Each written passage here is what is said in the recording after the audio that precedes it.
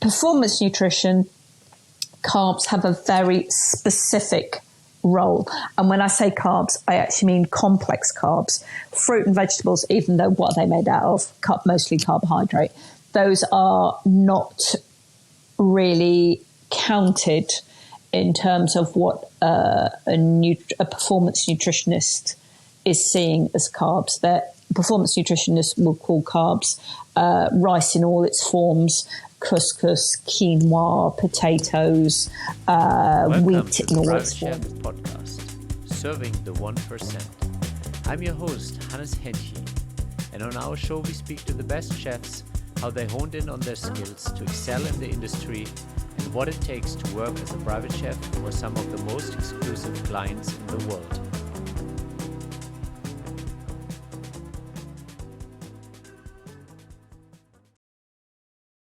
Welcome back to the Private Chef Podcast. Today we have Rachel Muse from Talk, Eat, Love.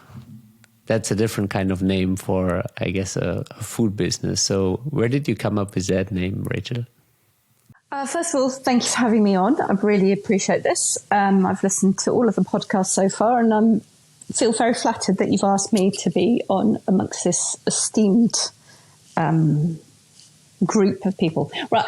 So Talk, Eat, Love. Well, that's a good question. I was in France, and I decided that the time had come that I needed to start a business. And I don't know if you noticed this, or don't know if you spent a lot of time in France. You don't ever hear laughter. You can go 2 or 3 days without hearing anyone laugh. You'd be in a cafe, no one's laughing. Be in a restaurant, no one's laughing. Be on the street, no one's laughing. Whereas Brits, I think we laugh quite a lot, or my cohort, we laugh a lot. And so I was like, laugh is really important. Laugh has got to be in there because food is about joy. And so, and to me, it's a social thing as well. So the idea of it took a while to get the order, Talk, Eat, Laugh. Played around with it, and people still say, oh, is that laughing, eating and talking? And it's like, yep, that's us. Yep, that's us. So people get the order wrong all the time. And in hindsight, I would have chosen something where the order was more obvious, but I didn't. I was naive. I was naming my first business. So yeah, it's to do with the fact that laughter is important. Like, why doesn't every business have laugh or fun in its name? Why don't they? Because surely it should be about fun. It should be about making your life better, making other people's life better. It should be about pleasure. So that's why that had to be in there. Eat, well, it's a food business. It's got to have some reference to something to do with food. So why not eat? And talk, because food is a social thing. We are social creatures. To me, those are the important things in life: talking, eating, and laughing. You know what you just said? It kind of resonates with me. And a couple of years ago, I heard someone saying that every business is meant for human well-being, and if it's not, they're missing the whole point. And that kind of goes along with what you said about, it should have laughter or joy in it, or businesses are ultimately there to serve humans, and that should be part of, creating like a joyful society, community where people laugh, and have a good time. Absolutely. I spend a lot of time studying is too strong a word, but being interested in economic thought, especially as what's been happening in the UK recently, which, if you don't know what's happened, then politically and economically, we've been going through a bit of a tough time as a country because of some decisions that weren't particularly well thought through by our government. I'm beginning, there's starting to be a movement, which makes it sound like it's something aggressive that will bring down society. But it's not at all. But people are starting to talk about how the economic system is structured and how it's always about consuming more. And yet we're on a planet which is finite. So how can we consume more? How can we buy more stuff? How can we constantly be growing? And the GDP's always got to be bigger, and everyone's got to be constantly bigger houses, bigger cars, bigger, more handbags, more shoes. That's not sustainable. And that the whole of economics might have to refocus itself. The question is how and when. But why not have an economy, or economy is the wrong word, but have a society where beauty and pleasure is of value? Because, someone writes a poem, what value does that add to society? In terms of economics, nothing, but in terms of pleasure it gives pleasure to people. So if you start to look at society not just about money, then you probably have a happier society, which goes back to the idea that a business should have the concept of pleasure, of fun, of laughter at its core. Why not? Yeah, it sounds a little bit like which country is it? Bhutan, right? And they have the happiness index instead of the GDP. Yes. Yeah. Why not? Why not? I mean, I'm not one of those people who are like, okay, well, all property is theft and money should be illegal. But I think that we are getting to the point of living to our absolute limits on the planet that we're on. Excuse me. So we may need to start rethinking how do we assess value? How do we assess a job? How do we assess a business? How do we assess a society? Have a happiness index, have a pollution index, people are starting to think, I don't want to live in London anymore, because they're beginning to understand what pollution does to brains, to lungs, to the development of a child, to the maintenance of a long, happy life. That our health is really, our mental and physical health is really a core part of how much we enjoy our lives, more than our bank accounts. And so, yes, I think a lot of people are starting to understand that food is important, not just for fuel to keep yourself from being hungry, and not just for going out to have grand dinners and grand birthday parties, or to celebrate an engagement or a christening or some life event. But food is also important for, our very structure, our, how our eyes work, how our lungs work, how the blood is moving around in our body. That if all those things are working well, then it's easier to be happy. And food, of course, is a big part of how strong and happy and pain-free our bodies are, and our minds as well.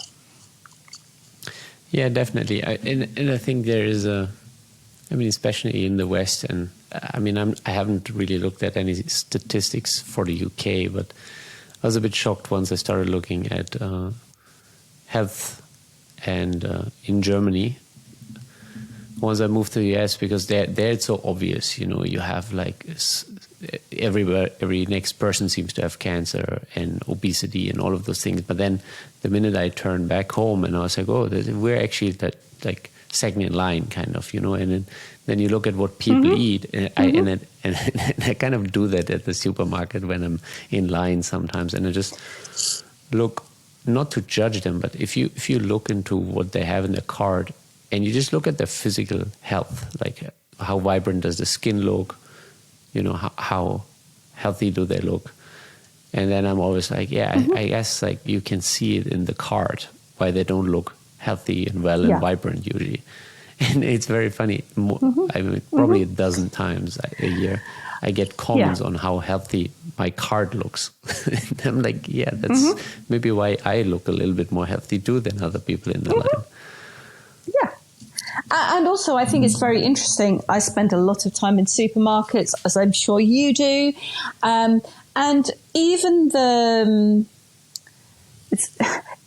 good supermarkets, not the super high-end ones, but the supermarket that I grew up going to when I was a little girl, which is still operational now, but for me it's the best supermarket. It's actually got ingredients in there. So like if you want to find cardamom pods and ground cardamom, and if you want to find this or that, it's going to be in there. It's not just the supermarket that's selling you packets of brand named stuff. It's actually got ingredients in there. And I was in the supermarket today, not a branch that I was in when I was a child, a hypermarket, a big supermarket.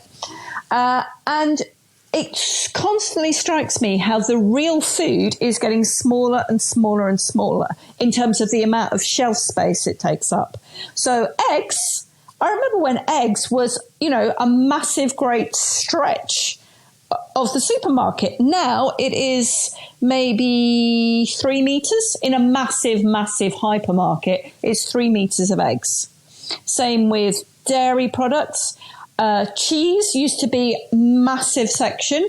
Now it is maybe in this supermarket that I'm thinking of, maybe 5 meters of like the whole supermarket. It's just that. So the supermarket is now about shoelaces and umbrellas and soft furnishings and freezers full of pre-prepared food. Not even lots of cans or lots of, it's just everything. Like most of the space is for like snacking things, like things you just rip the top off and it's like a little platter that, like, the best you can hope for is a little platter of like olives and cheese and charcuterie, and it's all pre-packaged in one plastic thing. You rip the top off it, and then presumably, units. I don't know, you're going to have. Yes, there you go.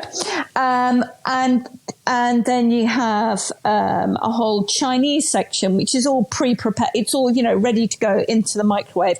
A whole, every type of cuisine you can imagine is all pre-packaged in, individual meals that then you put in the microwave, or you maybe put in the oven if you happen to have an oven. And like, when did that happen? When? Well, I guess somewhere over the last 2 decades, I would say. Yeah, but like, when did we stop being a nation? Like, in general, not you, not me, but when did we stop? Not as a nation, because this will go out to lots of different nations. But when did we, as a society, stop having eggs in the house? When did that happen? I mean, well, I've always got eggs, but I have friends, and you open their fridge and you're like, oh, I mean, some people keep their eggs in the fridge, some people keep their eggs out of the fridge. I'm not going to get involved with that. But you open their fridge and you think to yourself, what? I can't make a meal out of what is in here. And I can make a meal out of anything, but it's just like, it's half a jar of olives, and a sliver of blue cheese in a massive, great refrigerator. And you're like, okay, right, well, what do you eat? And they go, Deliveroo. Yeah, when did that happen? I think more interesting is, I would like people to kind of see what their energy levels feel like after eating one diet and another diet. And I think you probably have some really good insights, given that you worked with top athletes. And most people that are used to eating real food, fresh food, when they just eat a couple of those prepackaged meals or even delivery meals, they don't feel as great or fresh or energized as when they have the fresh meals. And I have that a lot, because I mean, I'm used to fresh food only, and mainly, and even just being on an airplane, and you know how airplane food is being prepared, and it's cooled down again, and then it just sits there and they reheat it, and by the time it gets to me in the plane, I'm like, it never makes me feel like great. It's just like this. If at best it feeds you, but it always leaves me with that sense of sluggishness. I always take my own food on aircraft. I take cheese, I take boiled eggs, I take bananas, I take nuts, plus whatever else is going. But I can't tell you the last time I ate on an aircraft. And I hope I never will again. I mean, you can take so many things with you and just, make a little just picnic when you're there. And you do get some funny looks, but who cares? I will tell you this, that when you have boiled eggs on the aircraft, and also in a car, I do spend a lot of time boiling eggs and then eating them later, it's quite hard to break the shell of the egg, because in an aircraft, everything, I don't know how they do it, but all the surfaces are not very tough, presumably, so that if you have an impact, there's less chance of things. Oh, you don't find an edge for the egg body. To knock on. Yeah, but the edge is not as sharp, and it's the same in a car. If you try and crack an egg, the boiled egg, you try and crack it on a steering wheel or any surface in the car. Try it tomorrow. Then it takes a long time to crack, because the everything in the car is designed to be, I don't know, less sharp, less dense than a kitchen counter would be, fair enough. You or like a don't park want to bench. hit your head on a sharp edge that's meant to. Absolutely, yeah. But it's only when you're trying to crack an egg in a car or on an aircraft that you realise, something's going on here. Oh, they actually build it safe. They do. Yeah. Yes, but it's those things where I hope, or where I always encourage people to pick up on it. But it takes some time, and I read that one of the things you wrote about your first impression of footballers, and you thought, okay, it was quite interesting that what kind of animal is a lentil. And that yes. that they also had their own experience with food and their naughty drawers, and so how did you kind of go about that to nurture them with fresh meals, healthy meals and I'm sure they appreciated the energy levels that came out of the meals that you cooked, maybe compared to something that was like an out of the box or out of the naughty drawer.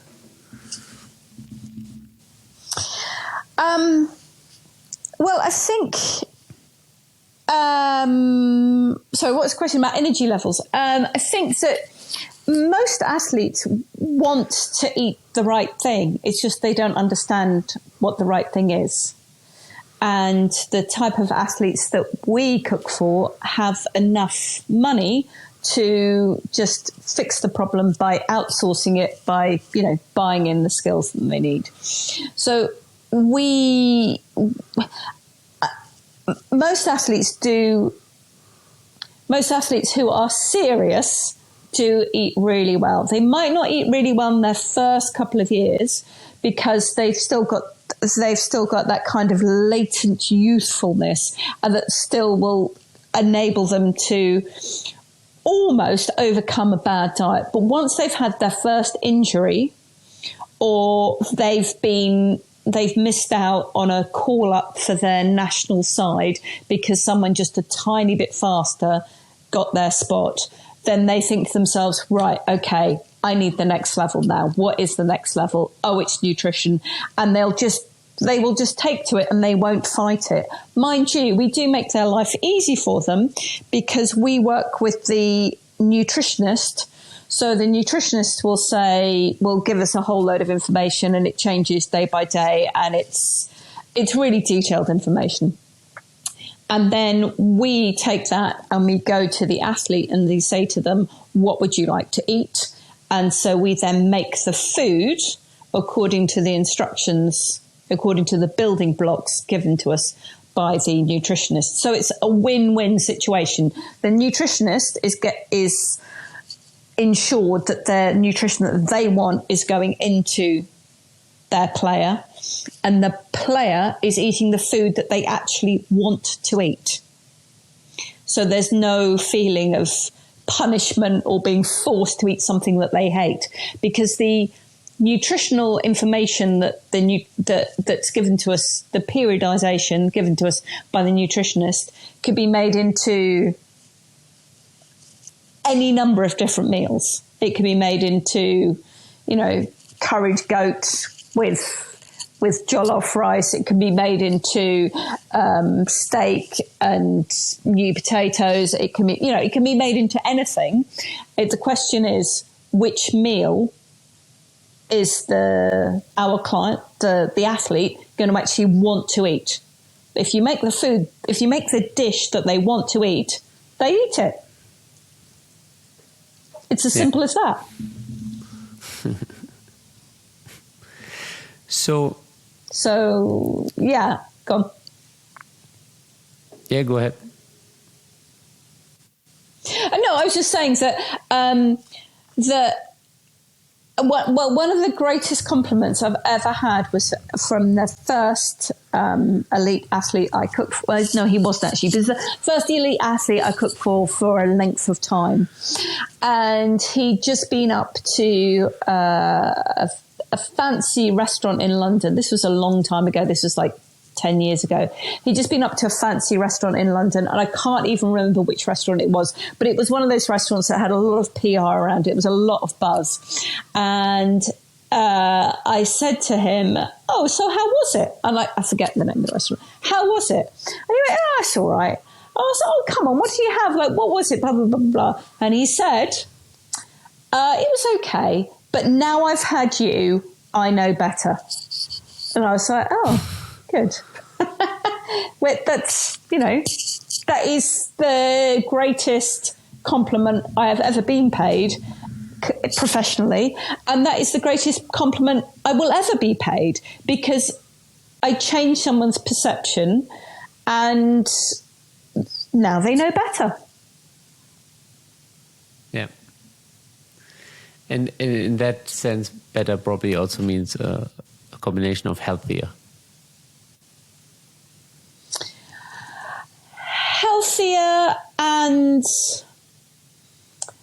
Healthier, but also making things the way that somebody actually wants to have them made. So it's not about me, it's about them. How do you want it? If they want to have shepherd's pie and they want to have sweet corn in it, great. Shepherd's pie with sweet corn. It's no skin off my nose. If that's how they want it, that's how I make it. They like it, they enjoy it. There we go. Yeah, I don't need to have an opinion. Yeah, very common thread. I guess we also have on the podcast is that, the distinction between the restaurant is the chef that cooks at the restaurant might be able to express themselves on the menu, but we express what our clients want. And I think that's probably why also now he knows better, is because, he has someone very skilled who can actually put on the plate exactly what he wants, which is even better than going to a restaurant where you have to eat a chef's expression, maybe. Yeah, absolutely. And I say to everyone I train, I say to them, we're doing a really, really important function. It took me a long time to work out how to say this, but we listen to people. We listen to people. We write it down in our notebooks. We write down, their menu requests. And in the course of a day, just because you're a very, in theory, successful person, you could be high net worth, ultra high net worth. You could be the athlete that everyone is talking about. It doesn't mean to say that in the course of a day, anyone listens to you. You could be in a relationship with someone who it's all just about image and there's no actual connection. You could be, you know, in a business where, okay, you are the CEO, you're the whatever. In theory, you have a very big job, but it doesn't mean that anyone actually says to you, how are you? What would you like? What can I do for you? And that's what we do. We listen to people, and that is incredibly powerful. And we show that we listen because, you know, like right now, you could be listening to me, or you could be, I don't know, filing your nails or thinking about, oh, I need to take my shoes to be repaired. But I know that we show the client that we're listening because we write it all down. And particularly if a client says to us, oh, I want strawberries, but not with the green bits on them, then I will write down strawberries, not with the green bits on them, because they've gone to the bother of saying that to me. That's important to them. Or I want the peas, not the little ones. Okay, peas, not the little ones. I write it down word for word, what they've said to me, because that is important. And then I, you know, do the shopping list, go shopping, come back, prepare, serve, blah, blah, blah, blah, blah, blah. And I serve them the peas, not the little ones, because that's what they wanted. I don't think, oh, yeah, the little peas, petit pois are actually nicer. They don't want the little peas. They want the big peas. Okay. Or strawberries, I think when I cut a strawberry in half, I quite like to leave the little bit of green, the little bit of leaf on the top of it because it's a nice, you know, colour clash in a good way. But if they don't want a little bit of green on, I will cut it off because that's important to them. And then I have shown them that I have listened. Because I don't just go, oh, yeah, I'm listening. I can show you I've listened to you because here you are. I'm giving you what you actually asked for. And that is a very powerful bond between two human beings, to listen and to show that you've listened. Yeah, 100%. I was just about to say that this is way beyond just being a chef. This is like a deep life lesson. Like I think anybody that feels truly heard yes. Won't forget that. Yeah, absolutely. And it's a great way of building trust. Yeah, I have one particular doctor that I went through to last year, and I don't think she was any better doctor than any of the other doctors I went to, but she gave me the feeling of being heard and that she wasn't in a rush to go out. And that like put her top of on the list for the doctors I would revisit. And I think in a some way that's just the power of, you know, having that little moment where someone genuinely feels like, hey, this is important to me. You acknowledge it, and on top of it, you deliver. Yeah. Yes. It's a really powerful part of the job. And I think it's also an indication of how society functions now, in that I was talking about this to somebody else, a nutritionist that we work with over in the States, and talking about how do you get people to engage.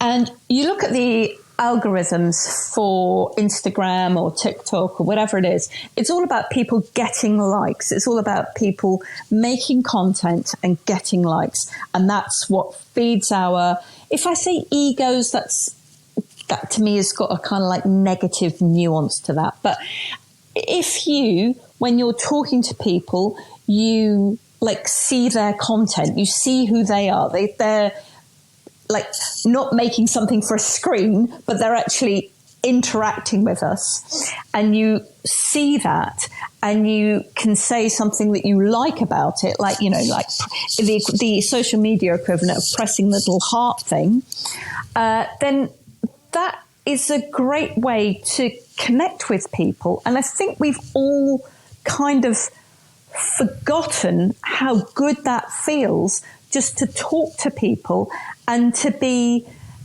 listened, acknowledged, or to feel like the equivalent of a little like that we get on social media. And that's why I will see people sitting at tables. I saw this earlier today. A whole bunch of people sitting around a table, and they're all on their phones. Rather than talking to each other, they're all on their phones because they're all making content and getting those likes through their social media rather than through actual face-to-face contact. Because I think we now forget that face-to-face, we need to acknowledge each other and need to give people pay little compliments or just notice people to say, oh, you look really well today. Or, how's, you last time I was talking to you, you were talking about your garden. Did you get that thing fixed with the garden? Or how's your mother? Blah, blah, blah, blah, blah. Whatever you were talking about last time, to remember that and to feed that back and say, well, how's that going? To prove I was listening to you last time, because I remember we were talking about your mother and the fact that, I don't know, that her cat's ill or something like this. So, how's your mother? How's her cat? Blah, blah, blah, blah, blah. That is of such huge value in human interaction. And I think we're all beginning to forget that is so important. We think it's so important for our own life. And, look, I've got a new pair of shoes and I'm going to Dubai next week and blah, blah, blah, blah, blah. That's not actually important. What's important is the connection with people. Yeah, 100%. And I think tying it back, it's definitely in our industry. Like, our industry is a people industry, and then you have to have cooking skills. Like, you actually have to have people skills for the majority of this, because without relationships and without knowing how to deal with people and how to communicate with people and have all of the skills that you just spoke about, you cannot do this job. Which I think is one of the reasons we find a lot more female private chefs in this part of our chef industry than in the restaurants, because they naturally have that more. Yes, and also, I became a chef in the old days, before it was cool to be a chef. Long, long, long time ago, I became a chef. And it was always cool to be a chef.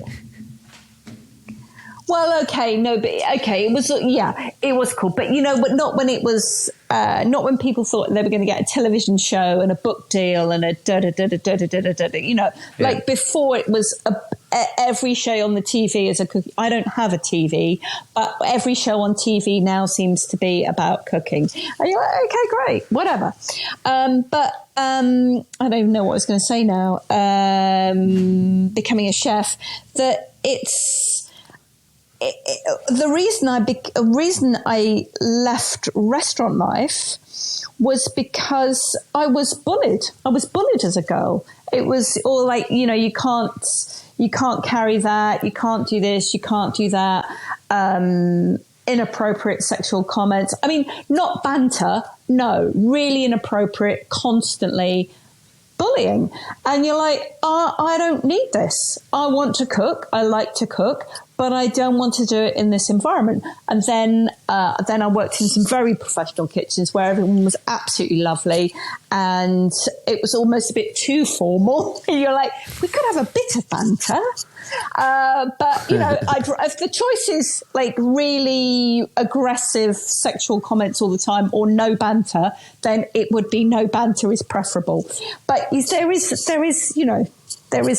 a place in between that is where everyone is still calm and relaxed and enjoying everything. Anyway, and so that's why I think a lot of women decide that restaurant life is not for them, because it's all those hours, it's exhausting. And I think a lot of women value their lives outside the kitchen, love being in the kitchen, but love being out as well. So having time to spend with friends and family, having energy, that's the most important thing, to put into relationships outside the kitchen.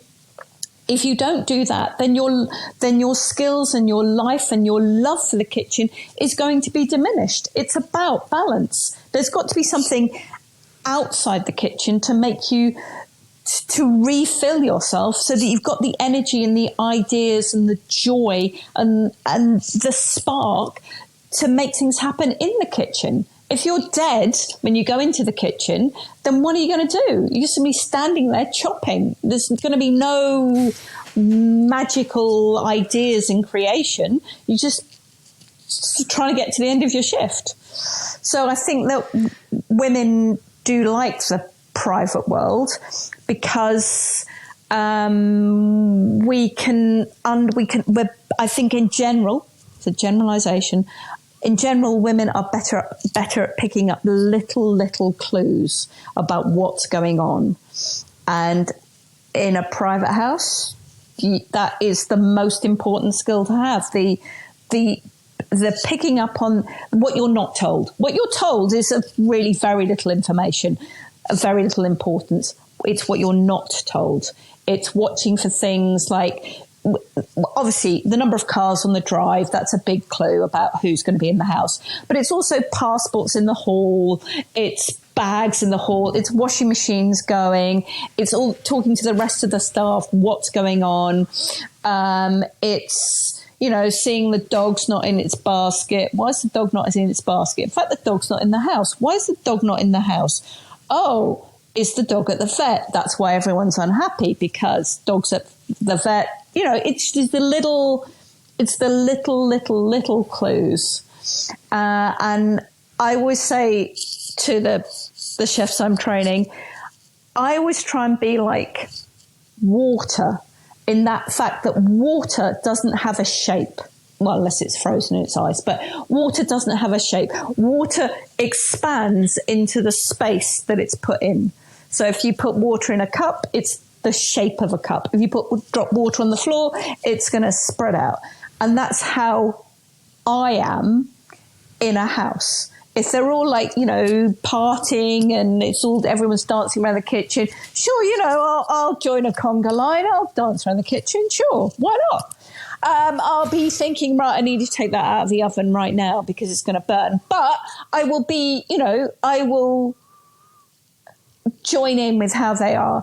And equally, if the dog has just died, then I'm not going to be partying around the kitchen, am I? I'm going to be, everyone's going to be very quiet and very inside themselves. I'm going to do my job. I'm not going to expect anyone to say please or thank you to me. I'm going to put it all down. I'm going to check everyone's got everything they need. I'm going to tidy the kitchen. I'm going to say good night. That's it. I can't make those people happy. The dog's just died. I can do, I can be completely invisible. Got everything you need. Okay. Clean, tidy, go. And every variation between those 2 points, because that's my job. That's a very important part of my job, is to fit in. Yeah, I'd say it's probably it's fitting in without actually becoming too involved. Yes. It's like absolutely. We're and as I always say, yeah, go ahead. I always say to everyone, all the team, everyone, I'd say friendly, but not friends. Yeah. So if anyone ever 100%. Asks you, what do you think? It's just like, well, some people like it like this, some people like it like that. They go, no, but what do you think? And you go, well, I think it's time for dinner. There we go. I'm not getting involved, because even if to you it's absolutely obvious what the answer is, I will never, ever say it, because even if what I say happens to agree with the principal, with the client, then 20 minutes later they might have changed their mind. And then I've put the flag in the sand and said, this is my opinion. I don't have opinions. Not when I'm in the house. I don't have opinions.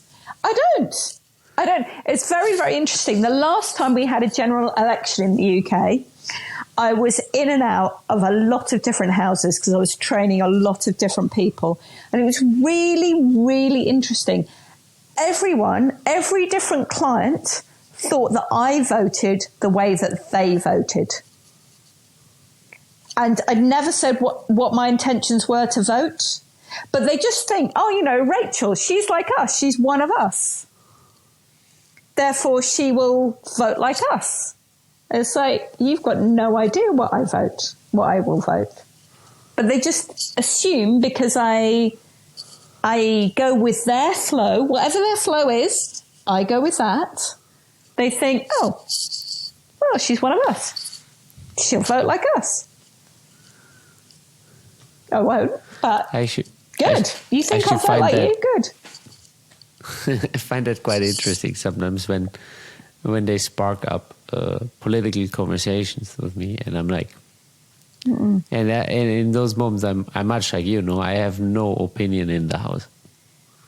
Like I won't give them my 2 cents on what I think about what's going on. No.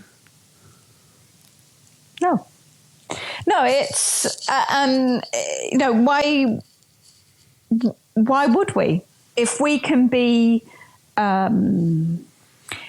especially in the position that I'm in and my chefs are in, we are occasionally trying to make people eat things that they wouldn't naturally eat. So if that's coming from somebody that they think they don't like, or they can argue, you know, they've got like there's something in your personality that they can disagree with.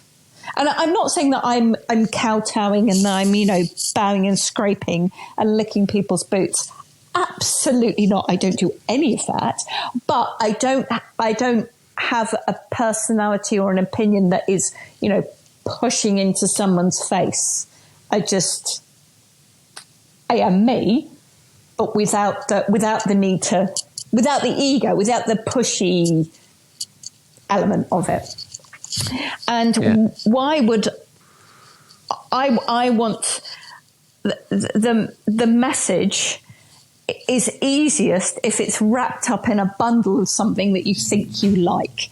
So, you know, if you are, you know, you look at this, for example, with fashion houses, like someone like Dior or Chanel or whatever, they will do their fashion line. They will do things for all different tastes. And invariably, they will, in the old days of print media, I mean, it's kind of different now because we all have access to, in theory, the same things on the internet, but what we get is slightly different depending on what we've searched for before. But so in the old days of old print media, Chanel would always do, as all the big houses would do, they would always do something where there's a woman who's got one of her breasts exposed or nearly exposed, because then that goes into the tabloids of like, look, this is shocking.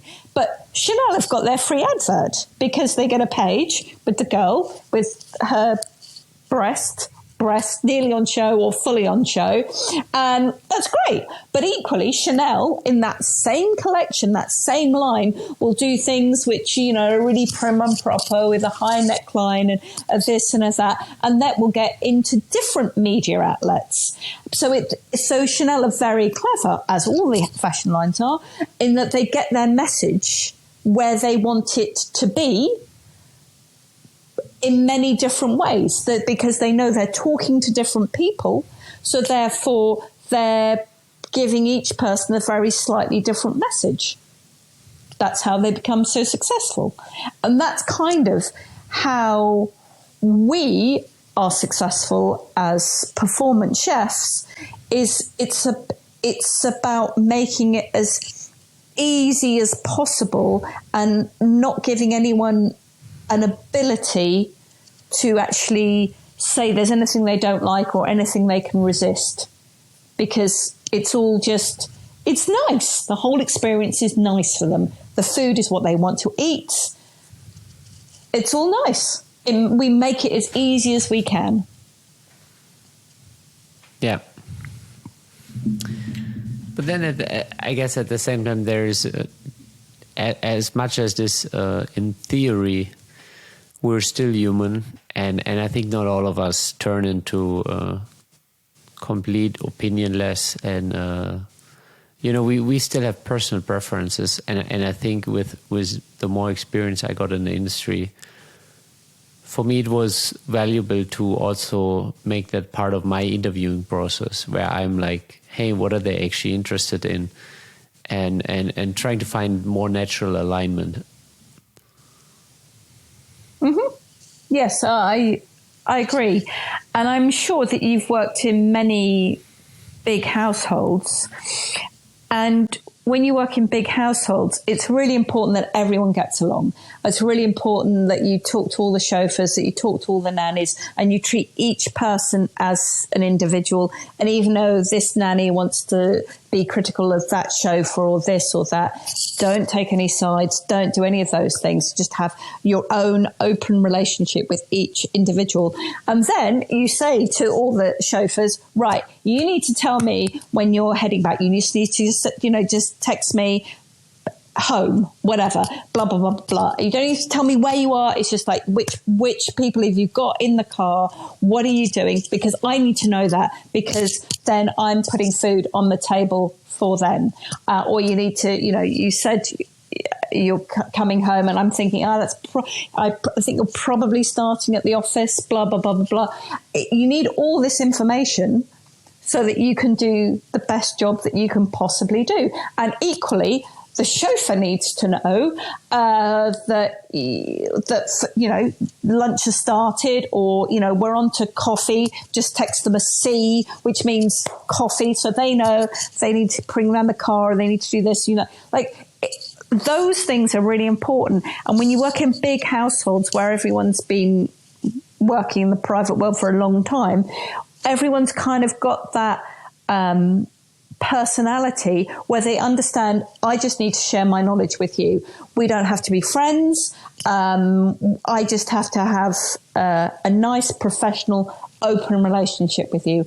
And I still think back to the big households that I worked for.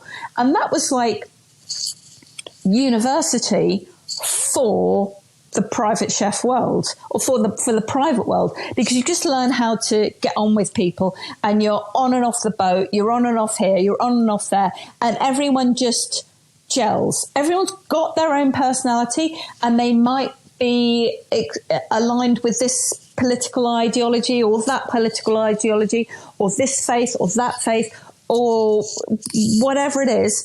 But that's not important. What is important is everyone playing nicely, everyone being able to communicate one with another, and know little groups of, this group doesn't talk to that group, and this one's always trying to outdo that one, and this is that.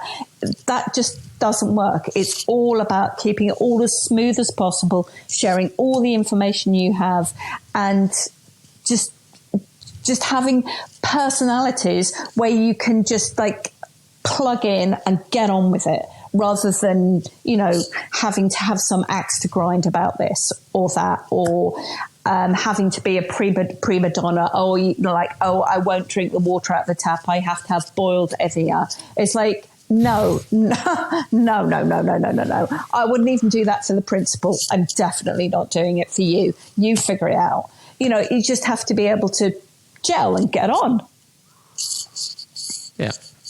And I think what you just said, it becomes very obvious when you come into an environment where things are being treated that way. Like, I'm thinking back of a couple of examples where maybe, you become part of the flight crew just for where you're going in. And when you have those like top-notch professionals where everyone, is like fully communicative, and it's like, hey, we are on the way to the airport, we'll be in the airplane in 5 minutes, those, and where you have that relationship with the pilot, whoever it is, or the same on the estate with the chauffeurs, and you're like, everybody's in sync, and the information is flowing freely, and that makes work so much easier and pleasant, and it's also appreciated by the principal without. I don't think necessarily the principal knows exactly how much. you They are all probably don't want talking to to know each other. how much we actually know. They probably don't want to know that. And they probably don't want to know how you get anything done. And how you get anything done is, I don't know, ham and pickle sandwiches or, you know, chocolate biscuits or whatever it is. But that is the currency. Well, that is always the currency I've used to get the things done that I want, the way that I want it. It's like, you need to tell me when you are leaving the airport so that I know what time you're going to arrive here, so that I know what I am doing. Otherwise, I am bulletproof. I can serve anything at any time. I'm cool. You want it 10 minutes early, you want it 3 hours later. I'm cool with all of that. The food won't spoil. I won't fire it until I need to fire it. But the more information you have, but also the more information you give, the better the service is for each individual, but also the better the working experience is for each member of the staff, but also, as you say, the better it is for the principal. Yeah. 100%. And how have you ever experienced it that some of the principals hold back information from the stuff that they already have, which would make a big difference for planning? And that could be anything like... Yes, sometimes you do get that. But really, if you've got everybody else on side, then it doesn't, if I say it doesn't matter, the information will be there. In the UK, I live somewhere where there's a lot of helicopter activity. And I would say that my hearing is not particularly great. But I can hear a helicopter before anyone else hears it. And that's because I hear a helicopter, I think that's another 2 people for lunch. And I also think, am I going to have to feed the pilot too? Blah, blah, blah, blah, blah, blah, blah, blah. Is the pilot staying? Is the pilot going? Blah, blah, blah, blah, blah, blah. So somebody can try and withhold information from you. This sounds really, really bad, doesn't it? A principal can try and withhold information from you, but someone will know. If that's somebody in your network of the sharing of the information, then you'll get a whisper of, oh, I've seen extra security at the gate. It's not our security. I don't know who it is. So you know, oh, someone else is coming. They're going to have their own security. So I'm going to have to be doing sandwiches all night for everyone. I don't even know how many people it's going to be, but I just know this because there's going to be security everywhere all night. Yeah. So it's those sort of things that it doesn't matter if the principal tells you or not. The network of the team should tell you. Yeah, ideally, yeah.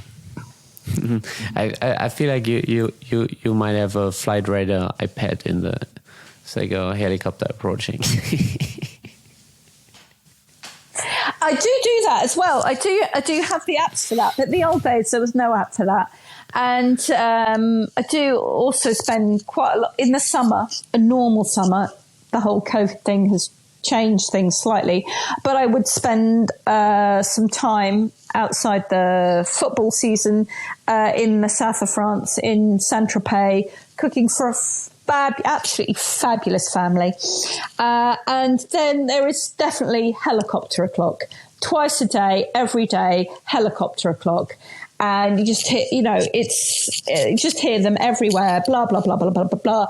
And you have to remember not to put the laundry out at that time because it will all get blown off the line. So it's just, it's these little details in life that make all the difference.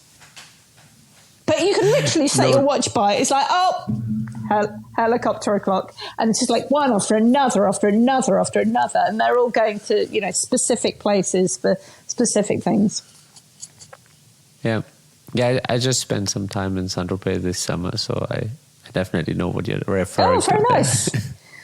Yeah. Whereabouts? I must say they're one of the nicest landing strips, because our airplane was parked right at the waterfront and we got to go off there. And I was like, this is like the nicest airport ever.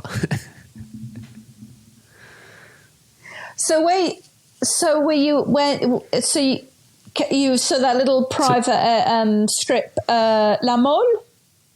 Or are you talking about a helicopter? No. Oh no! It was the airplane. We landed in Nice itself, but right at the waterfront. That's they park it at the opposite end of the airport. No, I know. Yeah, from the regular terminal. Yeah, I know that very well. Yeah, I know that very well. Yeah, and then where were you working in Saint-Tropez, or can you not say? Whereabouts? Can't say. Can't say. But like on the beaches, Ramatuelle? You can't say.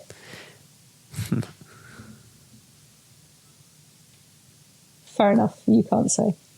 Which butcher did you use in Saint-Tropez? Which butcher? Well, they don't eat meat.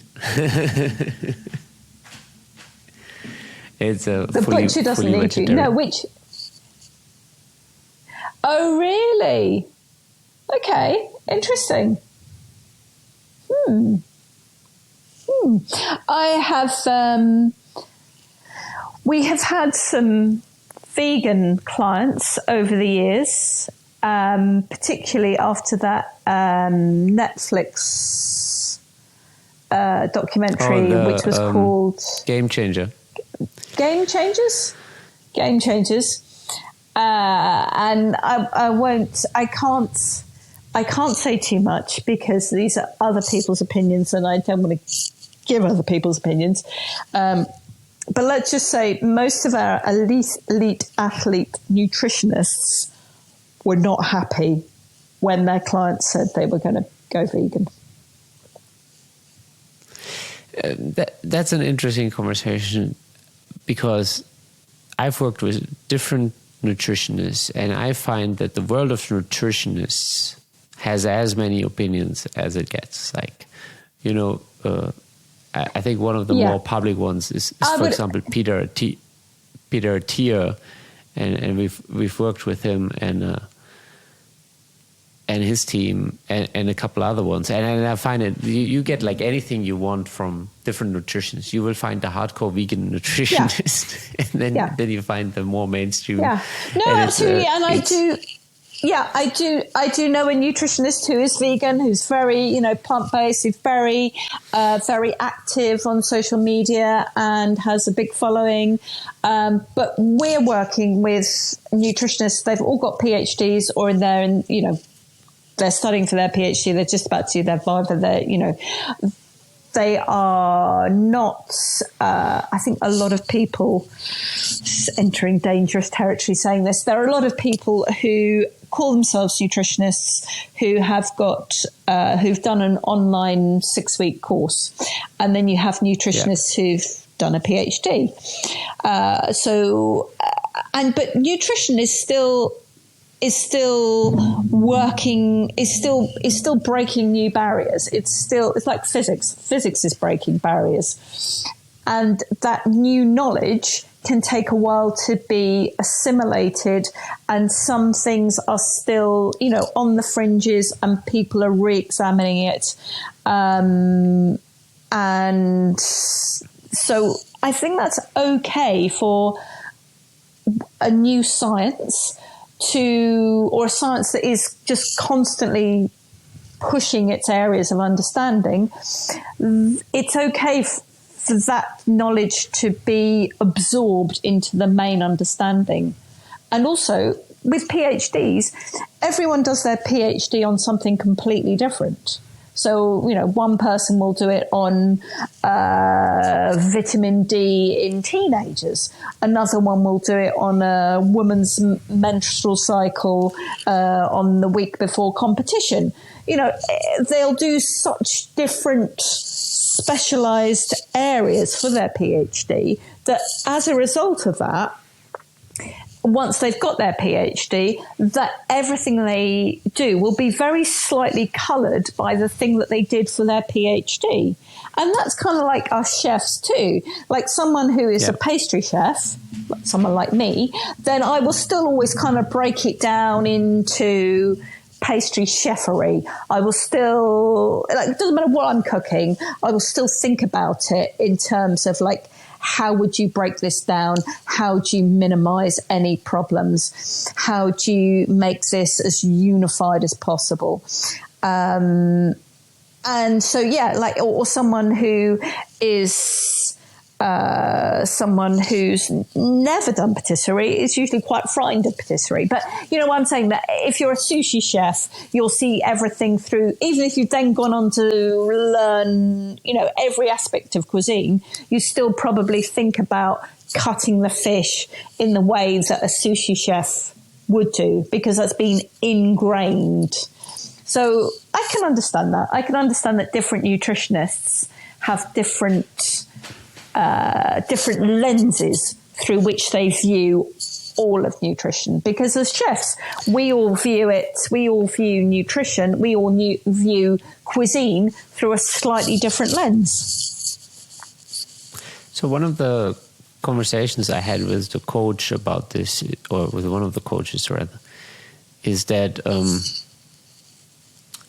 I always emphasize that everybody's optimizing for something different. And maybe it's more concrete with athletes, where everybody's optimizing for peak performance. But what would you say is one of the most common or robust theory about peak levels of energy from those PhD kind of nutritionists that you worked with?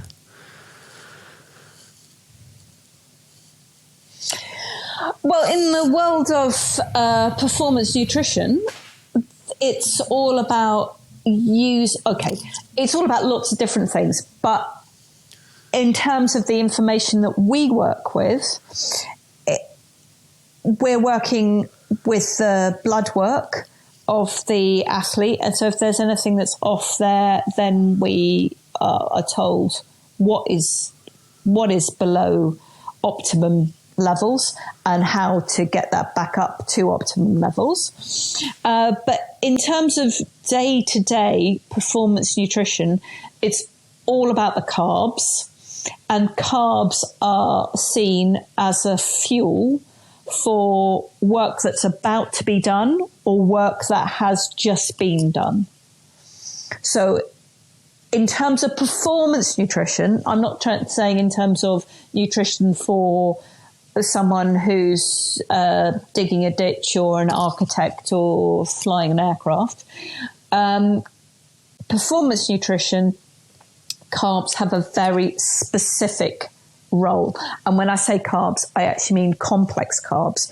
Fruit and vegetables, even though what are they made out of? Mostly carbohydrate. Those are not really counted in terms of what a performance nutritionist is seeing as carbs. That performance nutritionists will call carbs rice in all its forms, couscous, quinoa, potatoes, wheat in all its forms. They will see those things as carbs, and peas and broccoli and melon are not seen as carbs, even though they are. So that is a fairly unifying feature. And then also fibre is considered to be very important, in that fibre can take a while to digest and can cause gas, either end. So immediately before competitions, so 6 hours, 8 hours before a competition, minimize the amount of fibre to make the food that's coming into the body as easy to digest as possible, because you don't want to be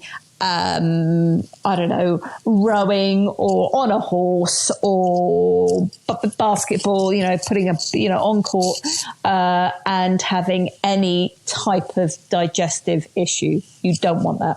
So therefore, fibre, all the rest of the time, have all the fibre you can possibly manage to get into an athlete. So, always smoothies rather than juices, just as much fibre as you can get into them. But immediately before competition, no. Minimise that fibre.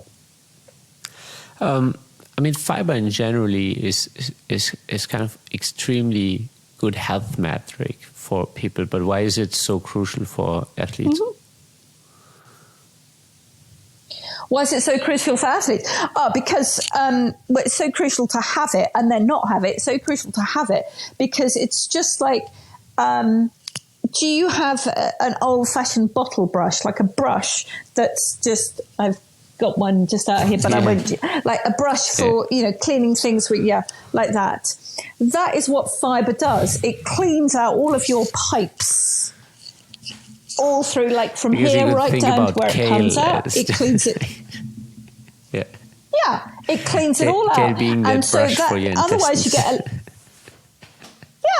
otherwise you get a layer of sludge. You know when the sink is blocked and there's no one to come and fix the sink, so you take the bottle trap out from the sink and you clean it all out and you put it back together again.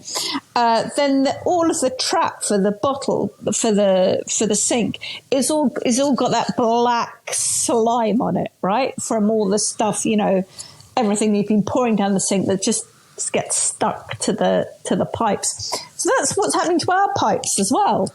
And if you have a nice lot of fibre, that's like a brush, and it gets all that sludge, so that then the food and the nutrition can be absorbed as quickly as possible, all through our digestive tract. But of course, it has and also it means, so I'm sure you know this, but if you eat things with fibre, it takes a while for them to be, it's almost like a knot. So our digestive tract has to like unpick the knots to get to the nutrition inside it, because the fibre slows down the absorption of the energy into our body. Whereas if you eat an apple, first of all, you should definitely eat an apple with the peel on, because all the nutrition is just on the underside of the peel. So basically, once you peel an apple and throw the peel away, that's it. You've thrown the nutrition away. So you need to eat the apple with the peel on. But you need that. That will then go into our bodies very slowly, because it's hard work for our bodies to get the sugar out of that fibrous mass of the apple. Whereas if you juice it, then you juice an apple, first of all, the peel, it stays in the juicer, and that's what you want to eat. You want to eat the peel, well, the immediate underside of the peel. And then you have you juice an apple and you get a tiny little bit of juice like this. You get like a shot, don't you? Like maybe 10 mil of, maybe an ounce, 2 ounces of juice that comes out of it. That juice is basically sugar. What your body actually wants to eat is all the stuff that's left in the juicer. That's what your body is crying out for. Not the juice, but the fibre and the peel that's left in the juicer. So when it's all together as a package as the apple, that's great. You eat that all day. And well, it's probably quite acidic. You probably get some health issues out of that. But if we all know how sugar is made. Sugar is made by getting sugar beet, juicing that, and then distilling that. You get sugar, right? So if you distill that apple juice, you get apple sugar. It's just, it's much better off. You're much better off eating the apple in its entirety than juicing it, because of the fibre. The fibre slows down the absorption of the sugar. So that's why one of the reasons why fibre is so important. But also, before a competition, you don't want your body working on you just want that before a competition. You do just want that sugar for the energy, so that's fine. Yep. You don't want to have the digestive issues of working out what to do with that fibre, but the rest of the time you definitely do. Yeah. And obviously for a competition, you want to feel light and energetic and certainly empty stomach. Yeah, absolutely. Talking about juice and fibre and why it's good and why fibre is either very good or very bad, right, depending on, as an athlete, what's happening to you next. Yeah. Yeah, I guess we could leave the fibre conversation behind. I think that was fun. Is there, I guess, well, where can people connect with you? That is a very good question. On LinkedIn, I am Chef Rachel Muse. I don't really do TikTok. I feel I kind of should do, but I'm not entirely certain how much connection I would get there. So LinkedIn, Instagram, it's Talk Eat Laugh, and Twitter is Talk Eat Laugh. Facebook, if anyone still does that, that's also Talk Eat Laugh. I think Facebook is still a thing, even though it's up for debate in the stock market. Certainly, it's not the favorite anymore, but I think it's still a thing. No. Well, Yeah, Rachel, this was. I think. Yeah, go ahead. Go ahead. You think? Oh no, I was just going to say that I think it's almost like kind of like a dirty secret now, in that people still use it, but they don't like to get caught using it. Yeah, maybe I don't know. I'm using it, and I'm publicly admitting it. Out and proud. Yeah, I mean that's where we also have we have the private chef inner circle, and that's a Facebook group. So I'll have to get the word out. Yeah. Yes. Well, yeah, because otherwise it's massive WhatsApp groups, which I'm part of several massive WhatsApp groups. And it's just like, there's just so much noise on that, and you can't tell what's good noise and what's bad noise. So yeah, Facebook groups, I think, are a good way of having a lot of people connected, but without it constantly bombarding you with notifications. Yeah, I've muted any major WhatsApp group, and I barely keep track on them. That doesn't work for me at all. Mm-hmm. Well, Rachel, this was really interesting. Well, we thanks for taking the time. About a lot of stuff. In the middle of the night. Well, I'm a chef, so it's past midnight, but for me that's, completely normal. Yeah. Well, thank you so much for making the time in the middle of the night. And what were you just about to say? We talked about a lot of things. I was going to say that we probably talked about just a random pile of old nonsense, but that is, that's what private chefs talk about. Did we talk about food? Kind of, but as you say, being a private chef, food is just such a teeny tiny thing that you do. You're just constantly thinking about all the things all the time, and before I even start cooking something, I'm starting to think, what plate shall I put this on? How shall I serve this? How shall I do this? How should I do that? The food is almost like, it's not nothing. That's the reason I'm in the house, but it's just such a small element of what goes on in my brain. Yeah, 100%. 100%, yeah. Thank you for joining us at the Private Chef podcast. If you know any highly skilled chefs that want to take their life to the next level, make sure to share this podcast with them. And if you enjoyed this episode, click subscribe and check out our upcoming episodes. Thank you for listening.